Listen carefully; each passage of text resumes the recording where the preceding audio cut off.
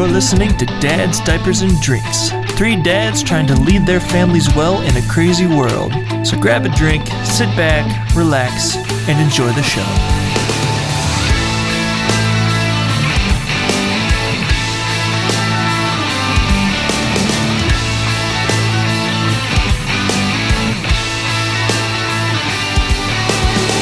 Hey everybody, welcome back to Dads, Diapers, and Drinks. I'm your host, Scott, here with Nathan and Jeff, as per usual. Yeah. Hey. Did you just hey your own intro, Scott? Hi, I'm here with Scott. Hey. And Nate. Say, guys. Because you said, hey. No, I was saying hey to you. Oh, yeah. Hey. I mean, I like that you hate for yourself. It's better. Yeah, sure. It does sound funnier. Yes. But truth be told, I wasn't haying myself. Maybe I will hay myself next time. I would like that. Yeah, let's move on. Is there a weird innuendo with haying yourself? I don't think so. No. I can't warp my brain enough to make that. It's like the new tarred and feathered. You're honeyed and hayed. No. No. No. Not really. Not really. I don't think it's a thing. Yep. It's Jeff's and my birthday week. Oh, yeah, it is. Woo! So, I literally forgot that until right now. Yay, age. My day has been so busy that you said it's our birthday week, and I was like, is it? Oh, yeah, it is. It's this week. It's totally gone in my head. I know. You guys are like less than a week apart, right? My birthday's Thursday. His is Saturday. Oh, wow. Boom, boom. 2 days. As our dad says, there's one good weekend a year. Yes. That was one of Dad's best one-liners. So good. He said it so quickly. One of our friends, it was at your house, Jeff. I forgot what for, but it was Ben. He said, yeah, why are Scott and Jeff's birthdays so close together? And my dad, on the spot, said, yeah, there's only one good weekend a year. It's so quick. Good. It's right up Steve's alley all the way. Yeah. But yes, it's I'll be the ripe old age of 29. Mm-hmm. My 20s I'll are... be 27. Yeah. I don't know why 27 feels particularly old to me. 26, it still feels like you can pass as like, hey, I'm still kind of young. Yeah. For some reason, 27 to me feels like, I'm just almost 30, aren't I? Yeah. Well, now you're, I'm just on that side of things, aren't I? You're officially, I don't know, 3/4 of the way through your 20s. Mm-hmm. Or Yeah. you're halfway through this 27th year, you will be. Mm-hmm. So, yeah. 27 is Like like, the tail end of them. it's you're still young though, but it's also a very legit age. I don't feel any different than when I was 23. Same. I feel you. Same. Like 21 is one thing, but like 23, I don't know. I feel like I've been about the same age for the past 4 years. I don't think much has changed. Grant, I think if you I've gotten fatter. if you if you completely let yourself go and you're just kind of like full couch potato, then I think you can definitely feel the 28. But like if we're all relatively active enough to be like, I still feel basically the same. I actually probably feel better now than I did 3 years ago because I was not as healthy then as I am now. So I'm glad you can say that about yourself. I cannot. I feel worse. I'm worse. I'm sorry, guys. Get on my level. Well, I used to play before I had kids. I played in like ultimate frisbee games, and I was in a volleyball league, and like I was out and about. And since having kids, I just don't do that anymore. Yeah. And that was kind of the last straw of like, oh, I just don't do anything the past 3 years. It's tough. I'm finally at the point now where I could kind of exercise while I'm around Davis. Like, he doesn't need my constant attention. So, I'm running out of excuses. Tonight, we put him to bed super early, like around 7, because he took a really short nap. Mm-hmm. So I had some time between putting him to bed and doing this that I went for a run tonight. Yeah. So if you hear me still breathing heavy, it's because, I don't know, I must be wheezy. I don't know what's going on. But it's that fresh cardio wheeze that you get when you haven't done all the cardio recently. It's been a while since I ran, and I wanted to die. Good. That's good. That means you did the good work. I ran 2 miles. My pace was like 9:50. Still? It's still good that you got 2 miles, man. Just trotting along. Getting 2 miles is good. Mm-hmm.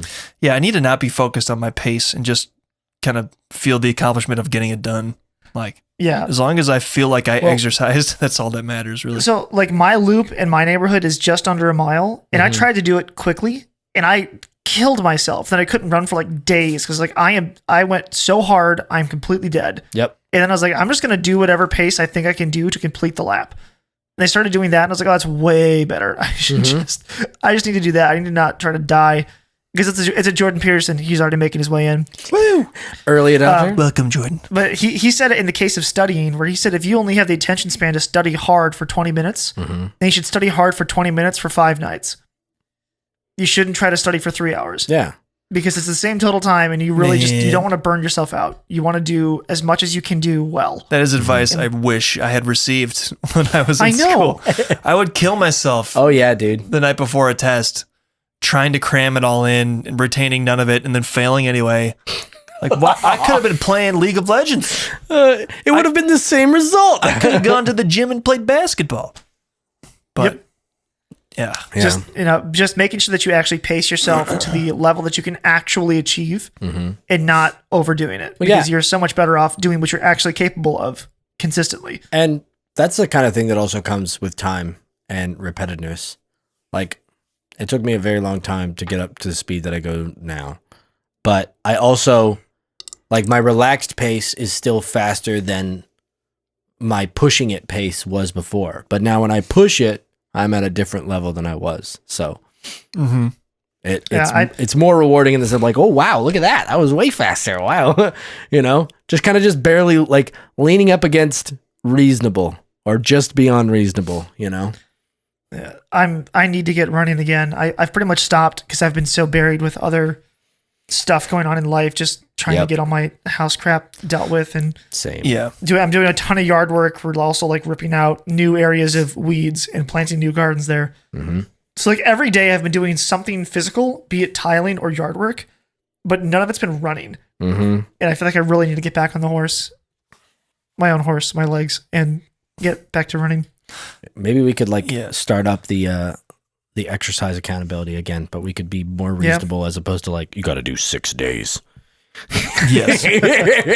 Which is what we were doing before. That was brutal. Yeah. It was good. It was good for us and definitely got us to where, probably way farther than we were. Yeah. Our one buddy lost. I think if you're doing 3 days a week, you're doing okay. That's like 4 a days is maintenance like dose. 4 or 5 is like optimal. 3 times more than 0 days per week. That's right. So. It is significantly more than my current 0. I like the way you think, Scott. I just increased my workload by 300%. That's right. So. Oh man. Yeah. But yeah. Well, we're drinking Knob Creek tonight. Yes. These smoked maple. It is. When we first had it, it was extremely sweet. Bringing it a little down with some ice, some cooled ice to make it a little cooler, and it waters it down just a little bit is like, I'm freaking loving this. It's so good. I know. It's delish. Yep. I very much prefer bourbon with an ice cube in it than just neat. Yeah. So I myself am actually drinking my second gin and tonic of the night because we talked for way too long before we started the podcast. Yeah. And then I was like, I'm almost out of my drink. I got to pour another one. And I'm out of gin. Because I have one of those like, there's not enough gin left to make a second gin and tonic out of this. So you just add the rest. So I have cobble it together a little bit. I have a stiff gin and tonic for my second one here. Nice. Oh golly. Where's your what was your big thing you had last week? Was it Glenfiddich? No, it's a giant Elijah Craig. Oh, Elijah Craig. Yeah. Oh, it's so heavy. Oh, you should just do curls with that, man. It's just a monster bottle of Elijah Craig. That's so great. Love it. Yeah, I keep it close at hand. Nice. Absolutely. Oh, I forgot to mention, because it's my birthday week, I was gifted something early. Came today. Yes. I have a mini fridge over there now. Yes. So that's exciting. I think you could classify that as a drink cooler because it's got the nice glass face. Yeah. So like you can see the stuff inside of it. It's not like a dorm room fridge, Yeah. It's not that. It's nicer. It's a lot nicer than that. I might want to string up some like LED light strips in there I can dig it. or something so you can see in there. Yeah. Fancy. Yeah.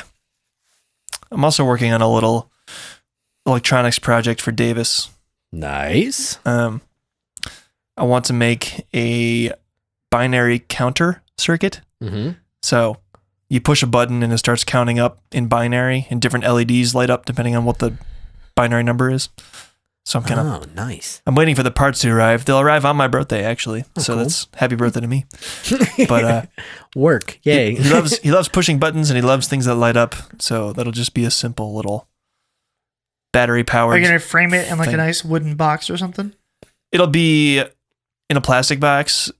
I'm gonna put it on a breadboard and like hook up a battery to it. It's gonna be really simple, but I'll kind of glue in the button on the top of the box and the LEDs, and so he can push the button and see. And I'll put all the electronics inside. So maybe one day in the future he'll be in high school programming class, and he'll learn what binary is and how you symbolize it out, and he'll go, "Oh my gosh, I already know it!" It's just like click in his head. It just all falls into place like dominoes.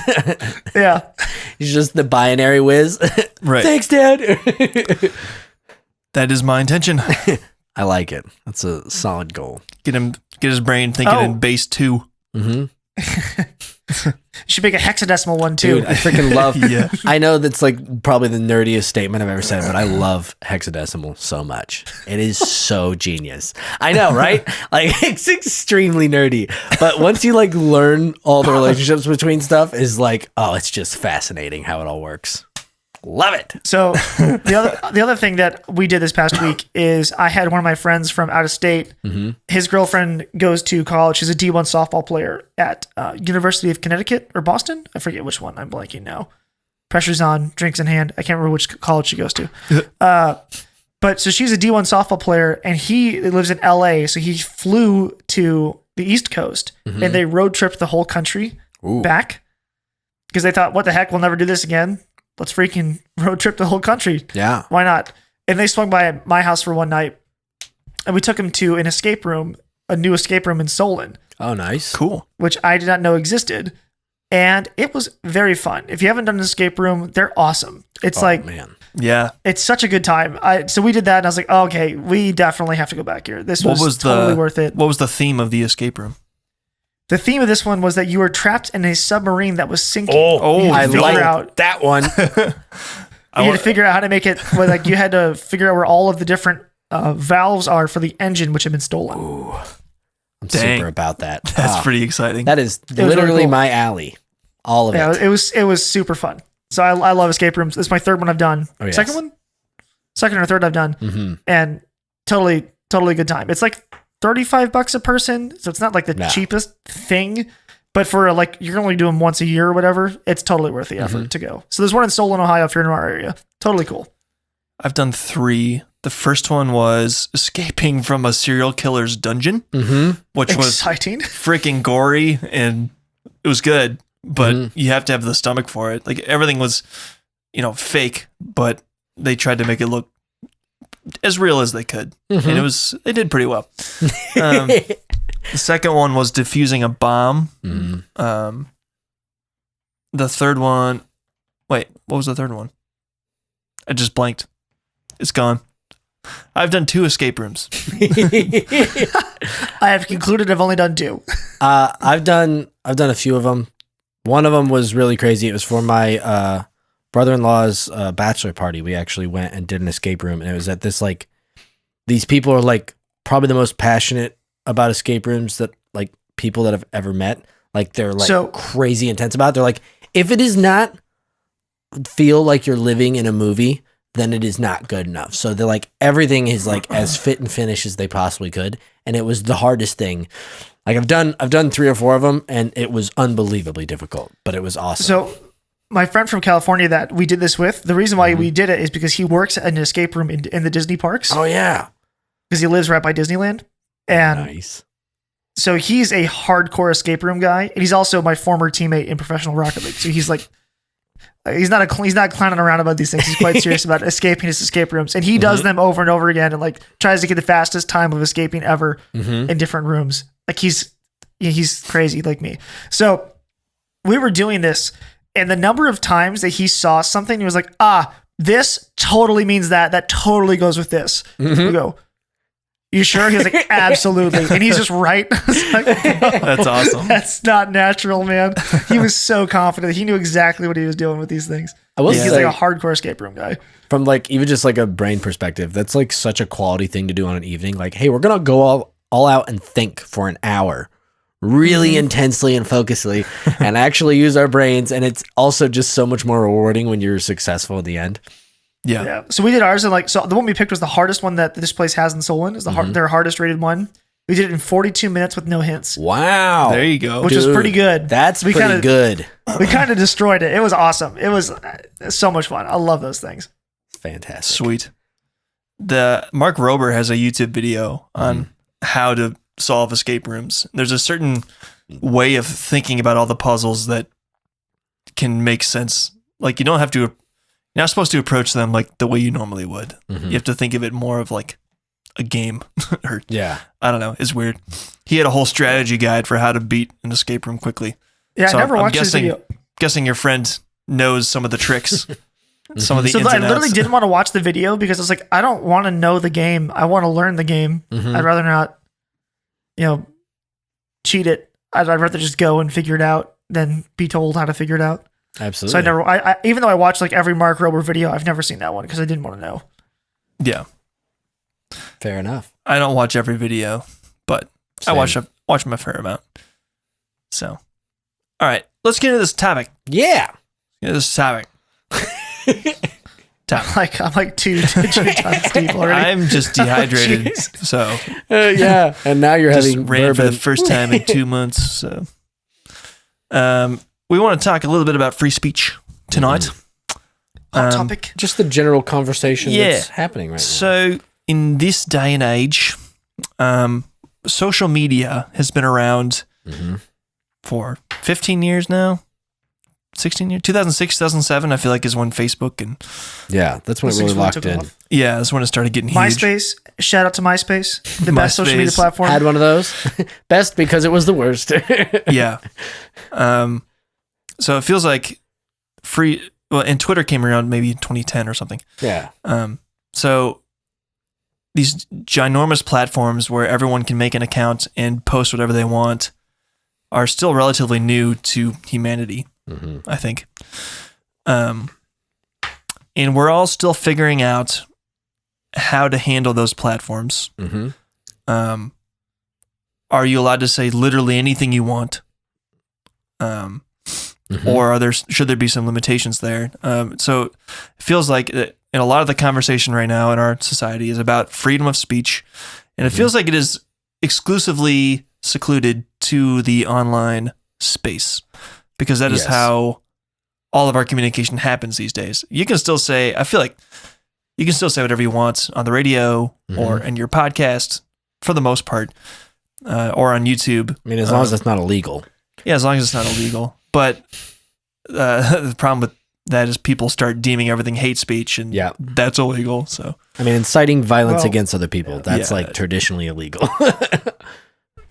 Yeah, it's very clearly and tightly defined what is legal and illegal speech. Where I don't know, we have very little curtailing of this in our country, less than any other country in the world. And basically it's limited to if you directly call, hey, you should go kill X person. Yeah. Okay. You can be punished for assisting murder for And that. that's reasonable, honestly. But the law isn't like you committed a hate speech infringement. It's you incited murder, Yes. which But- is different. Where like in Germany, if you reference like Hitler incorrectly, you can be arrested for it. the problem is that the platforms on which such threats are being delivered are assuming responsibility for their users posting that stuff, which does not make sense to me. Yeah. So Twitter and Facebook and YouTube and all these big tech platforms feel like it is their duty to limit speech. Otherwise, they're the ones who are responsible for whatever happens, which I don't think is true. I don't think they actually are responsible. I think it's hilariously- the individuals who are responsible. It's hilariously the same thing with the COVID restrictions, where suddenly Giant Eagle and Heinen's viewed it to be their responsibility to make sure that I don't get sick in their store. Yes. And it's like, bro, it was never your job to do that. Like, But this is not your responsibility. It's my know. responsibility for me to take care of myself. It's not my grocery store's responsibility. Well, sorry, go ahead. no, I was just saying that I completely agree with what you're saying, Jeff. The problem is that kind of like at the beginning of our generation, things started shifting as it pertains to liability, and people like the sue happy people basically came out and were like, gonna sue everyone for everything. And it's like, so now there's all this assumed liability that occurs. There's a Tim Hawkins joke about this, yes, right? there is. Y'all kids today, you don't know what's going on. You got bandages and ointment and lawyers. Yes. So it's like with that, it's like, I completely agree. It should be 100% your responsibility, but it's like now it's all this assumed liability, and it's almost like the tech companies within social media are acting as if they have assumed liability for the way people say things on their platform, like they own it almost, as opposed to it being someone else's thing that they own, which granted at this point is crazy, because I think you can actually use social media in court now as evidence to support your case to some degree, like that you said something essentially. Yeah. If you posted something on Facebook and then committed a crime that you're posted about, they would reference it. Yeah, like, for sure. But it's like that definitely should be you if that's the case, and it shouldn't be. The point and it shouldn't be deleted. Yes, right. Exactly. Yeah, it should be allowed to be there. I don't know. I think whenever tragedy strikes, everyone will look inwardly at themselves and be like, "What could I have done to stop this?" I think that's just, I don't know. And everyone's going to think something natural. It's just natural. So I feel like that's kind of the collective, like what's going on with all these companies. And that's why Chipotle has to have an opinion on things. That's why. That's my favorite piece of the whole thing. Who asked you for your opinion? That's why the Cleveland Indians have to make a the Cleveland Guardians, whoever the, just gagged a little bit. That's why they have to make a post saying how upset they are about the shooting in Buffalo, New York that happened the other day. I'm like, I don't care. Who asked you? You're a baseball team. Everyone feels like they are somewhat responsible for everything. Well, yeah, that came with the whole like silence is violence thing. It's like the lack of speaking is basically means that you're admitting to acceptance of it. It's like if you don't speak out against it, that means you're condoning it. It's like you realize those what's are completely difficult is that's things. Partially true. It is right? partial. Like, there is truth in it. Like if you know that one of your friends is like messing around with serious drugs and you don't tell anyone and then he ODs, it's like, yeah, bro, you have some responsibility there. How did you not say anything to his parents? How did you not say anything to his wife? Whatever. It's like, yeah, it's like a natural feeling of like, I didn't do anything to stop it and I feel responsible for that. Yeah. So this silence is violence. It's like, if you're silent about crimes and horrible things going on, you're almost complicit for them happening. And it's like you're kind of right, but in the social media world, it doesn't work like that particularly. It's hard. Yeah, I feel like there's a very small intersection of where that's actually true. Well, sorry, I just like my brain's going. I had that thought. I don't necessarily know how to embellish on it, but no, I was just thinking. It's as if, like, let's say you're hiking through the forest, right? And you come across some train tracks, and you see a dude just laying on the train tracks, like obviously trying to end his existence. Like, you're like, yep, he's trying to go. And you just leave him there. Like, well, it's his problem. Like, you're kind of part of that now. Just by the lack of taking action, at the very least trying to, like, help him, like not putting yourself, no one's going to expect you to put yourself in harm's way, but at the very least going over and talking to the dude, be like, hey dude, like this is not a good idea, like get off the tracks, like making an effort. But it's like, it's that sort of like actionable thing, like where you are going to take action, like, oh, there's a blind person walking out in the street as traffic's about to come out, and you just like, let him go. Like you don't say anything, you don't do anything, you don't take an action in that moment. It's like, okay, that's a totally different scenario than like, I don't know, somebody says something or says you should feel this certain way or you should think about this a certain way, and you just like, oh, I'm just not going to make a comment on it because I don't feel like I have any sort of informed knowledge about this thing, so I'm just not going to say anything. It's like, well, then you didn't immediately say that it was a bad thing, so you're in the wrong now. You're equally as responsible as everyone else. I think that's a good analysis of it. In that, like, what the reference that I gave is something that you find. I'm going to make the absolute morality argument that you genuinely feel that you have done something wrong when you are committing what would be what's the word? Not a sin of omission, but a sin of That is what it is. No, so it's a sin of omission, right? Where that's what it's not that you didn't do a wrong thing; it's that you failed to do a right thing. Yes. So there's a genuine moral law that's written in every human heart that when you see something evil happening and do nothing, you actually feel the guilt of it because it's something that God has placed on our hearts to feel. It's a and Dietrich. that is now being attached to every single social media interaction. And it's like, that's an unfair attachment because I might just not know. And then that needs to be okay that I just don't know what you're talking about and I'm not going to say anything about it. But that's become like an illegal thing to do. Like you have to make a statement.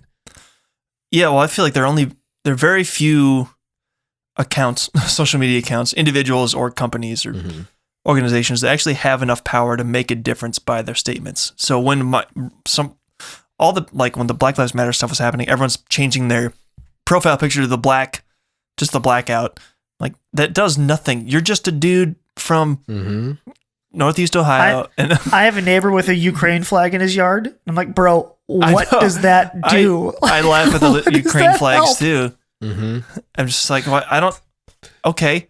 We all support Ukraine. Why do you have to? I hope the best for them. I don't know. It's just why I'm not going to go there and fight their war. Like, what does this do? Yeah, and to tie this back into a freedom of speech thing, like you're always free to do that. I don't care. I think it's silly most of the time. I think putting political signs in your yard is silly most of the time. You're free to do it, but I don't know. I don't know why. I don't know why you do it. Your neighbor has like Trump elephants in his front yard. My neighbor, a couple houses down is ridiculous with it. It's like, all right, bro. Yeah. I will say people that fabricate their own political signs out like so that they can be extra big and like put like reflective tape on it so you can see it at night. And it's like, you definitely spent hours on this. Like, yeah. Okay, dude. But I still see Trump 2020 signs around. Like, ridiculous. give it up, guys. My goodness. He was the president. That's where it It's ends. over. Oh my word. Have you seen 2,000 Mules? Yeah. But like, I mean, there's that aspect of it, but then you have the farther aspect where it's almost as though I feel like there will be people that would discount what I'm saying, but Never. it seems very apparent that there is a narrative that the social media is rolling with. It is tilted to the I think left. we can agree that there is a narrative and that it is tilted to the left. And so with that, inherently, because there's a narrative that is trying to be upheld, contrarian views cannot be argued against. Like if I say something that's contrarian to the narrative, you can't argue against that because that's giving it any amount of validity. That's even just showing it the argument as a whole in some sort of respectful way. And that is unacceptable. So it just has to be removed. Right. So like I just made fun of 2,000 Mules, which is the new documentary by Dinesh D'Souza that just came out. Oh, I don't know anything and about how that. there's only one platform that's willing to host it, and that's Rumble. It's on Rumble. It's the only place you can see it. Interesting. And while I predominantly think he didn't make a good enough argument to say, oh, yes, we clearly have the evidence that the 2020 election was completely stolen by these 2,000 vote harvesting people in key locations, which is the argument they try to make. Well, I think he failed to make a clear argument, especially when that would hold up in a legal case. He didn't do it. The fact that you literally cannot watch it anywhere but Rumble. It's like, really? YouTube banned instantly. Netflix will never take it. Amazon never take it. It's like, well, won't even let the guy make the argument? Exactly. What if what he's does that right? say? I don't think he is, but what if he is? That means they're afraid that he might be. Yeah. They don't want you to hear. Which gives more credit to it. Exactly. is what if now all the conspiracy theory people are like, oh my God, the big techs are trying to stop it all because it's totally right. And it's like, no, I mean, but the thing is that how much fear do you have to shut down stuff like that? Like, that's the thing. It's almost like, you have two people talking and then one person says something and the other person who was originally talking that almost completely, like, it's not in alignment with what the first person said, and they just immediately start yelling over them so that you can't hear what they're saying. Even if the first person is right, they no longer seem to hold credit to what they're saying. It's like, if it is truly wrong, then let's find out that it's wrong. And that's part of like the frustration that people had with like Twitter and stuff, and people saying that shadow banning doesn't exist. And it's like, yeah, but then why? Because the numbers aren't lying here when it comes to this stuff. Right. Yeah. Why did all the conservatives get so many more followers as soon as Elon Musk announced he was going to buy Twitter? Mm-hmm. Like Ben Shapiro said that he was plateaued at like 4 million followers on Twitter for about 3 years. And then Elon Musk bought Twitter and he went to 5.5 instantly. What? Huh. I wonder what that means. It's like, I don't know. Can't figure that one out. Not going to do it. It's like, all that stuff is so frustrating to me. A big problem in our society right now is that all of the cultural institutions kind of subscribe to a very left-leaning ideology, and they have a ton of power. And they're the ones who are deciding what's allowed on their platforms and what's not. And so when you have a ton of power and bad ideas, the only thing you can do is silence the good ideas. Yeah. Because you can't compete with them when it comes to like reasoning out why you believe what you believe. I listen to a lot of conservatives. Honestly, I'm very conservatively biased. Totally owning that. I appreciate that, Scott. Thank you. It all makes a lot of sense to me. It's all explained very matter-of-factly. I feel like the guys I listen to they can refute a lot of what the left is trying to cram down our throats, like, very easily. Like, it's not difficult. So they're not working really hard to make that happen. They're not scraping the bottom of the barrel. It's the top. Yeah. Right. Like why when COVID was going on, why weren't we allowed to talk about a lab leak theory? And it turns out that might have been the most likely source of this thing. And there's a leak of chocolatey goodness the in John Hershey, Stewart. Pennsylvania. It's like, I wonder if the chocolate factory. Dude, that's really funny. That was a great clip. The interesting thing is that the statement that is largely pushed not only by the media but specifically social media is this put down of misinformation. And it's like, okay, there is somewhat of a noble cause there. You don't want people to get a bunch of garbage. If it used to be that the only garbage you could hear was in the people that you could talk to or were in your school or you already knew or you happened to go to a party with and talk to. Like, that was it. Now you get to hear the whole world. So, you have exposure to a lot more garbage than you would have before. So I think that is a noble cause. But the problem is who gets to decide what is misinformation. It's if only one particular set of people that all seem to happen to hold similar ideologies held all the power, then they would say that whatever the opposite people were thinking was misinformation. It's like if all of the Republican Party, for instance, or let's say the Daily Wire is particularly they're a right-leaning news organization. Yes, is my understanding. If they held all the capability, that's everyone's understanding. Okay, good. They own that too. If they held all the power to control what was misinformation and what wasn't, you could probably say that there's a lot of left-wing ideas that would probably get labeled as misinformation simply on the basis that they believed that they were wrong and not even factually based up. And that's just purely for the fact that it requires conflicting viewpoints to actually find the truth. Otherwise, you can't find it. Yeah. Yeah. Well, I believe all this gender theory stuff is misinformation, but that's openly accepted on all the platforms. Like believing a man can be a woman and a woman can be a man is misinformation. Like it's literally impossible. If I posted that on our Twitter account would be subject for banning. Yeah.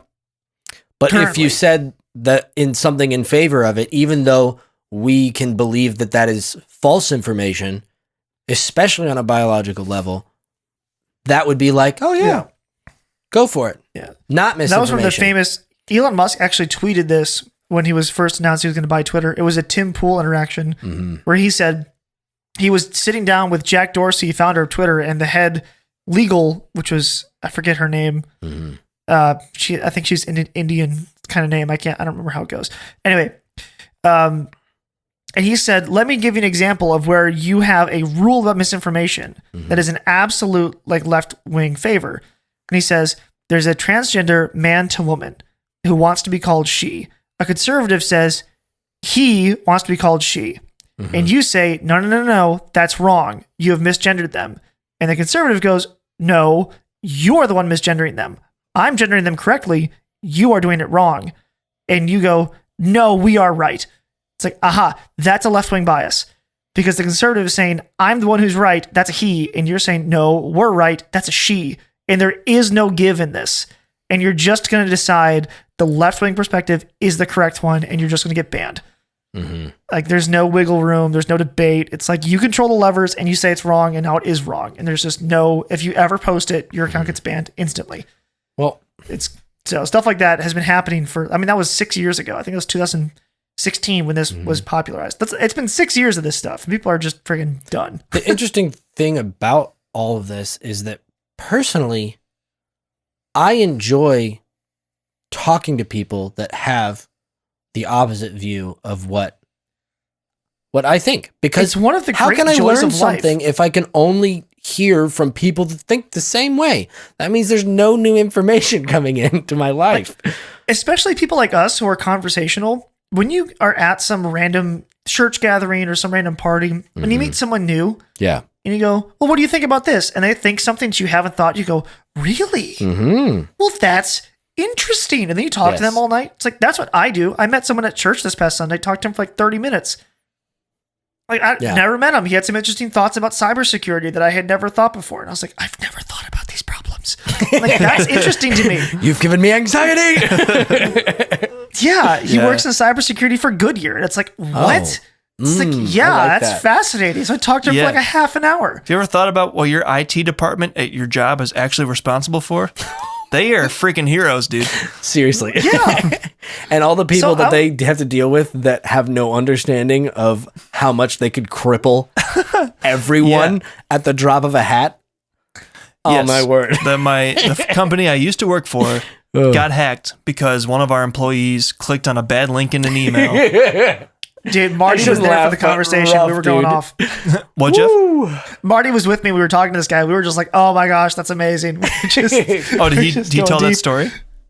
But yeah. Oh my word. Yeah, it was bad. Like the company was nearly completely destroyed from this. Oh my Like word. we literally had to pay the hat. It's a ransomware attack. Like the company literally had to pay this dude off. It was like, I think it was a single guy who just The planted same a thing wire. happened to my company too. Yeah. It's happened to every company I'm aware of, including like remember when CPC Oil got hacked and their pipeline shut down? Oh yes. It was like 2 years ago, and all the oil prices shot up for like a week because bad. CPC Oil lost control of one of its pipelines. I don't remember that. No. So I only remember it because I worked on CPC's code when I was a software contractor. I was like, bro, they got hacked. They are very secure. I know they are. I had an account with them. word. Like, dang, these people are serious. Anyway, my point being that it's genuinely one of the great pleasures of life to meet someone who thinks differently than you and actually ask them why they think that way Yeah. in an honest, open fashion. And to just not let that happen because you disagree or you have a different perspective on things and saying, no, only mine is allowed. It's like, bro, no, that's just not like, you don't want to do that. You want to be able to experience what other people think. And you want to attack them. You want to not attack them personally, but you want to attack their ideas maturely and say, interesting, I've never thought that. I want to know why you think these things. And I want to understand it so that I can go, do I think that's true? No. And here's why. and then you can all build together into a better future. Yeah. So, sorry, you had your point. I'm going to take a slightly different. Don't do it. No! Please! Pull up! Hold on, Scott! Slam the door. Yeah, the problem, and that's why free speech needs to be allowed, so you can have an open exchange of ideas. And the thought. Oh, you got this. Dang! Hey, give me I need silence for a little bit. I can figure this out. Oh my gosh! It just completely left. Oh golly. Okay, I'm not going to take this entirely away. The train has left the station. You said partially what I was thinking already. So what kind of sparked this whole thought process for me Go ahead. was I watched Second Appearance, Jordan Peterson. I saw a Jordan Peterson video talking about free speech in an interview. And one of the things that he said that was, see, you got it. Hold on to it. One of the things that I thought was really powerful is how much that free speech is actually connected to thought.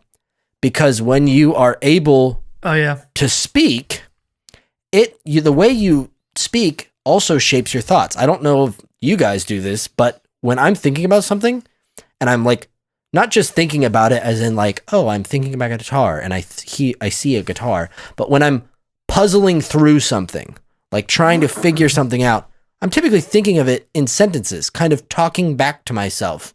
And then you're able to suss out like a new thought in a certain sense. And it's like that came from somewhere. And so it's like, if you're not allowed to actually have free speech, that means that your speech has been controlled to some degree, which means you can't actually have new thoughts. And how much that actually completely shuts down everything, the whole process of actually moving the human race forward as a whole. Yeah. You got this. Yeah, that's like if you've read 1984. Yeah. Hang on, I'm trying to write down my thought from before. Save it. I wrote it down. From 1984, they have, if you've read the book, there's this concept of the thought police in there. And the reason George Orwell came up with that idea is because he understood exactly what you just said.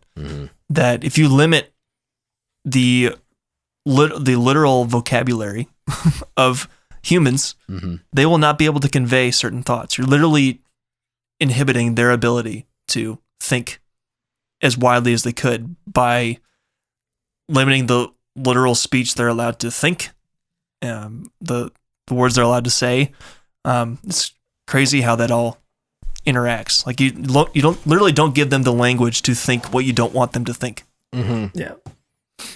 It's where he drew that back to a biblical principle of how God calls reality out of nothing, and how you don't know how to even comprehend something until someone explains it to you. So like if you showed someone something they've never seen before and you gave them no words to describe it, they would not know what to do with it. But as soon as you say that is that's a monitor. It's a piece of electronics that displays images for you of what someone else is seeing. It's like, oh, I now have the proper words to understand the thing I'm looking at. I if know you what didn't a give them that, monitor they would is. never understand it. You just can't do it. You're so limited until you hear the words that describe it. It's like trying to tell Kelly, trying to have Kelly see a live dragonfly and then explain it to somebody else. It's not going to, she doesn't even have the words to convey what that actually is to another human being. It's not even there. And then it's like going in the reverse and being like, well, these are the bad words that we will not use. So do not utter them. It's like, well, that means that they're not going to be uttered in people's minds even. So it's like, how can you actually even puzzle vocabulary to describe it? Whether the thing that you're saying is actually good and true, or whether it should even be whether it's worthy of challenge, whether someone's ideas, let's say someone comes up with a new idea. It's like, well, we don't even have the vocabulary to challenge that effectively now. Yeah. And you also don't know when you repeat an idea that's already been tried. Because if you completely say the obvious one now is Nazism, where people think, oh yeah, racial essentialism and centralized power is Nazism, and you should just get rid of that. It should be completely banned. It's like, well, that means that in 100 years, the next person who thinks of that is going to go, revolutionary new idea. Here it is. Nazism. It's like, yeah, if you hadn't erased that, we would still know it's bad. But because you thought it was so bad, we had to stop talking about it. Now we're going to repeat it. Offending people.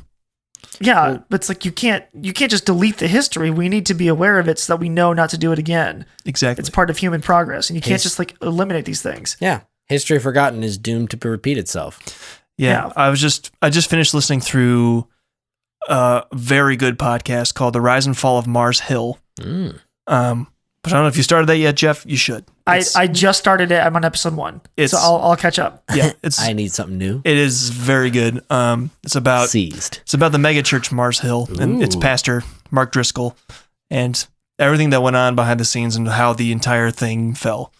And at the episode I just listened to today to finish it, they talked about why the website still exists. It's not someone bought the website, IP? Is it IP? Why am I blanking on the name? The URL? The domain. The domain, that's what I'm thinking of. Yeah. Someone bought, so marshill.com does not bring it to the old website, but they preserved the website and all the teachings. Like somebody went through all the painstaking work of recreating. Archived all of it. After it had already been killed, someone dug up all of the old archives, all the sermons, and made a new website for it just so that it could be there for all of time. As a piece of history. As a piece of history, exactly. It's a digital piece of history. So we can remember what not to do. This is the you bad. Can't just get rid of it. Yeah. You can't just bury it, stick it under the rug. It's like, no, we need to be aware, especially people like us who are involved in churches. It's like you need to be aware of these things so that if your church starts going down that road, you can go, nah, look here, not doing that. Remember this? We're not doing that. Yeah. And the worse it is, the more it needs to be known. Like, there's people that have said that the Holocaust didn't happen. That's so amazing. Like, the amount of damage that just that as like an idea as a whole is like so unbelievable. It's like the amount of atrocity that occurred during that whole time is unbelievably terrible. I mean, and then you even have like the whole Chinese dynasty of Mao, like even worse almost. It's really sad.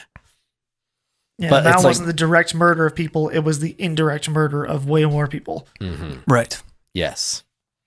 Yeah. He was responsible for his people starving. And yeah, so it wasn't direct, but. Did you say your thought? He didn't say, let's kill all those people. He said, I'm an idiot and here's what I think. And everyone did it. Yeah. Oh, that's really bad, isn't it? Yes. So, jumping back to my thought from before. They have been held in grips. The reason why this censorship of speech online, another reason why it really bothers me is that it assumes that the users are not intelligent enough to parse the information themselves and figure out what is true for themselves. It's like, oh, we're smarter than you. We know that this is false. You don't need to see that. Like, well, why can't I decide what's true and what's false? Do you think I'm not capable? That's what bothers me about it. Like I feel like I'm a decently intelligent human and I can figure out what's complete BS and what's not. And the other difficult thing is it completely breaks down like the whole social structure. Because let's say there are people of low IQ that are not intelligent that probably aren't able to effectively understand the information that is put before them and actually piece out this is garbage and terrible and this is good. But it's like you're telling me, what percentage of those people have no one in their life that will actually take the time that care about them enough to talk to them about it and be like, this is not actually good, and can actually assist them kind of augment their thinking ability to actually reason through what they're saying. You know, some guy's like, yeah, this is what I think. And you're like, no, that's dumb. Like, no, that is a bad thought. And they're like, yeah, it is. And then you just ask enough questions and then eventually you go, oh, wait, yeah, I guess I was wrong. And you can actually be achieved as opposed to assuming that people are idiots and that they simply can't grasp this concept. So we're just going to spoon feed you our thoughts. Exactly. And suddenly, like, that's acceptable? It's not. And to anyone who has reasonable thinking power, is going to be upset about that. I'm upset about that. And that's where this whole authoritarianism that we're becoming so used to is what it's why people like, I think I'll say all of us, it's just frustrating because it's not like it's some king who's come in here and said, you will all now give me your second born child. And it's like, what? It's not that level of authoritarianism. No. It's just, we have the authority to decide what's good for you and you don't. And you just go, no, that's not cool. I don't like that. It's not like some crazy overreach. It's just enough to annoy you. Yeah. And it's just enough to make you go, I don't like it. It's not overt enough that you can actually take action in the opposite. You know what I mean? It's not like they're like, hey, we're just taking 50% of your money because we need it. And you're like, no, I'm not giving you 50% of my money. And it's like, that's not like what they're doing. They're like, hey, you just can't go here on Wednesday. It's like, what if I want to? And you're like, yeah, we're just not going to do it. And then you do it anyways. And they're like, okay, well, we won't be upset at you this time. And then, okay, maybe it's fine this time. And we're going to yell at you a little bit. And then, okay, here's a fine. And then it's not some hard authoritarianism. It's just enough that you go, it's so icky. I don't like it. I don't like it. It's wrong. Yeah. Well, the fear is that it could become hard authoritarianism. And yeah. The other, not out of the realm of possibility. I think social media has been I think it should be like a public health crisis. Dude, the generation that's younger than us is so out of whack. It is crazy how much social media they consume. Yeah. I'm guilty of looking down at my phone a lot, but it just struck me as I was jogging tonight that everyone I was passing on the sidewalk, whether they're walking their dogs or whatever, they're all looking at their freaking phones while they're out walking their dogs. Like, dang, what are we doing? This is bad. There's stuff out here, right? Yeah. And part it's honest to God, one of the reasons why I love golf, because it's part of, I don't look I at my golf phone. worse if I check my phone. So it's in the bag and I'm like 3 hours until I check that thing again. Mm-hmm. Yep. It's so great. Yeah. But social media, I think, is a public health crisis for how addicting it is. And then it's also a public health crisis for the echo chambers that we put ourselves in. Like, it became so much easier to only follow the people we already agree with. Well, the algorithm supports it, and it's in the best interest of the algorithm to do that. Yes. From a business model. Right. So we don't hear conflicting ideas nearly as often as we used to when we had to actually talk to our neighbors, our physical neighbors in our neighborhoods. And then the third thing that sucks about social media is because it enabled such rapid fire access to information, because of this information explosion that we all had access to, it forces media outlets who are all competing for everyone's attention, all competing for eyeballs, to be more polarized, to create the most incendiary headlines they can just to get your attention. And to be more clickbaity, to skew their bias even further to the right or to the left. It's pushed everything to the extremes, and there's almost no center anymore. Yeah. I feel like we're all being driven crazy. And the sad reality of it is that it's like we can also blame Facebook and Twitter and everyone, but really fundamentally as a society, we have to blame ourselves for falling into the trap. Yeah, they're just tools. For stepping on that landmine and being like, it doesn't matter. It's fine. It's free. It's good. We'll just, this isn't going to affect us, and kind of blindly waltzing into this thing that evolved in and of itself. Like, Facebook wasn't what it is today when it was first created. It was like a college networking platform, which was great for colleges. He literally created it to get girls, I think, didn't he? Yeah. I have no idea. Go watch the social network. I still need to watch that movie. It's a good movie, but like the thing I was going to say is, like, the YouTube algorithm existed in its initial infancy. Infancy? Oh yes, in its infancy. As a baby, infinitely infant. New word, put it in the dictionary. Go. Yes, infinite incy. Anyway, when it was first created, it was created to try to give people, because like when Scott and I were making YouTube videos in the early days, you like, I mean, if you still make them, you tag all your stuff with all these keywords, right? Which would try to make the algorithm pick them up and feed them to people who watch things tagged with similar keywords.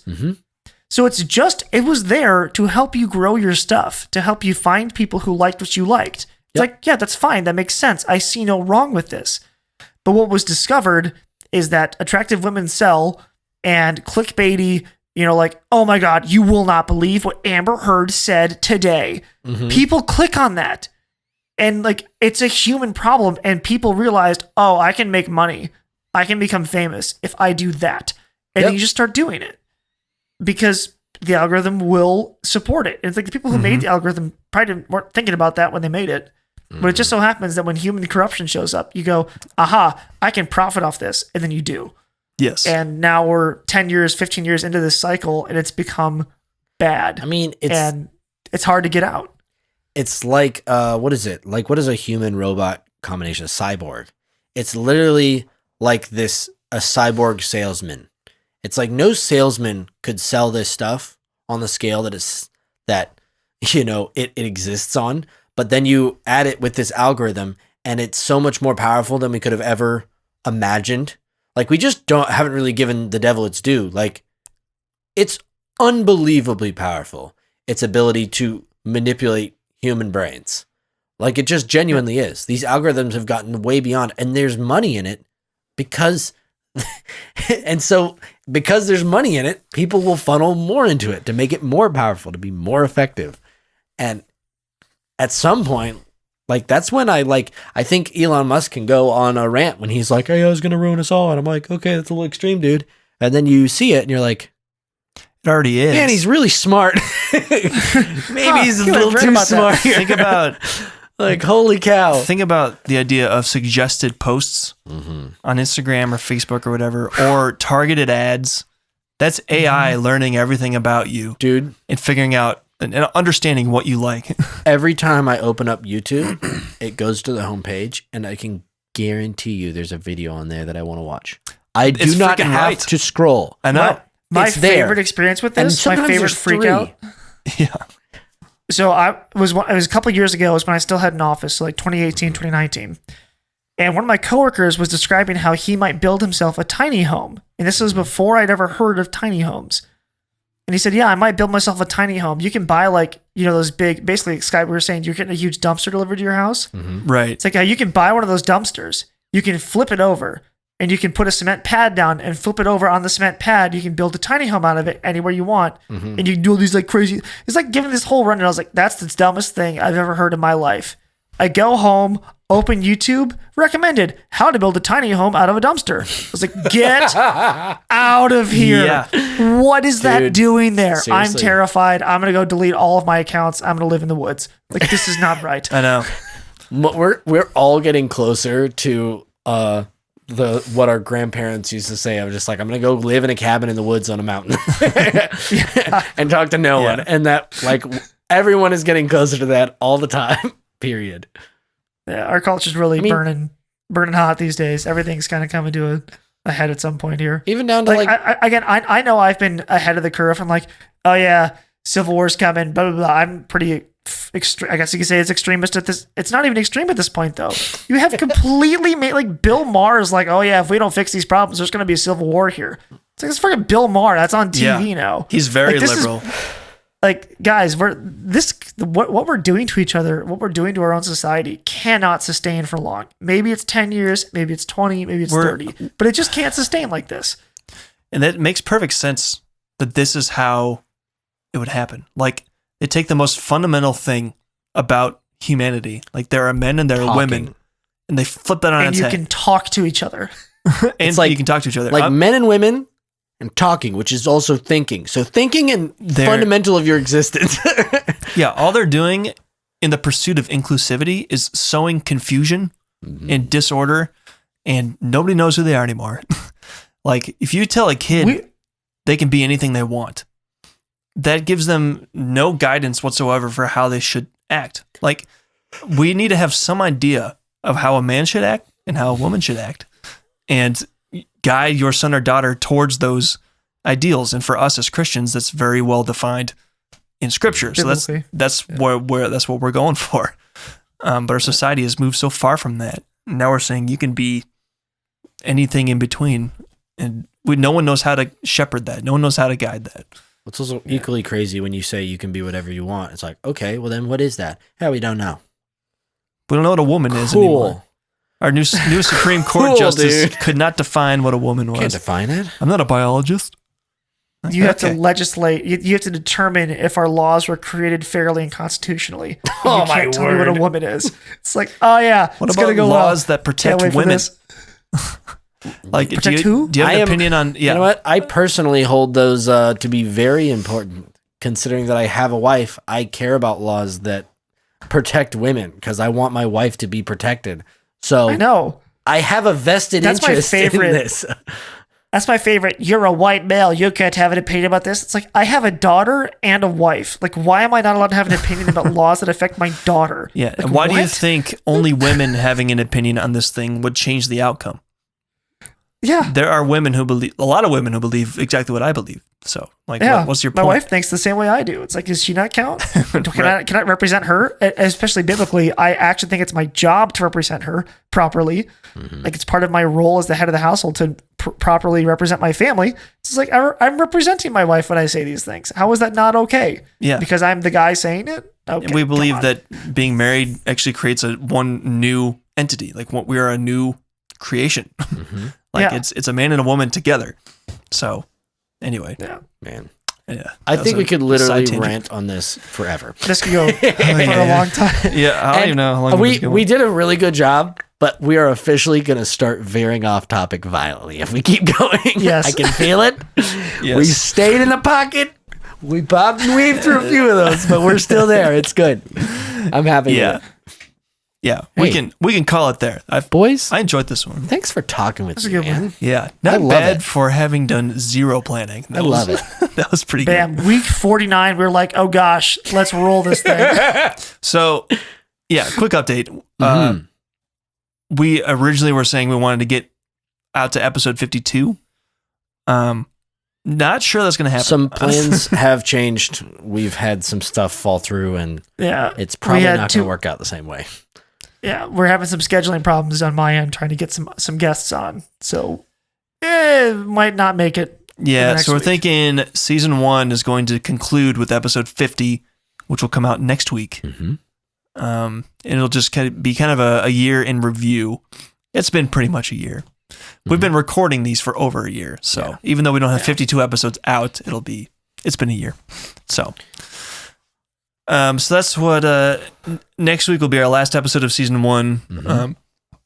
Then we'll take a little break, and then and we will keep you posted via social media and such. Probably, maybe we can even release a not an episode of hey, people who listen to us, and this is the only way you know what we're doing. Then we might give you a little update, give you a little a teaser. We'll do a season 2 teaser. Ooh, I can dig it. We'll do a trailer for our podcast. Yeah. Bam. Teaser trailer. Boom. Yeah. Can dig it. So, having said that, while we will be absent for a little while, our podcast will live on. The episodes are all still there. Yes. You may share them. You have our permission. Please. Please share them so that season 2 we can come in strong, and maybe the audience will have increased. Who knows? But for now, that is all we have. So we will talk at you next week. Thanks for listening. Goodbye. Cheers.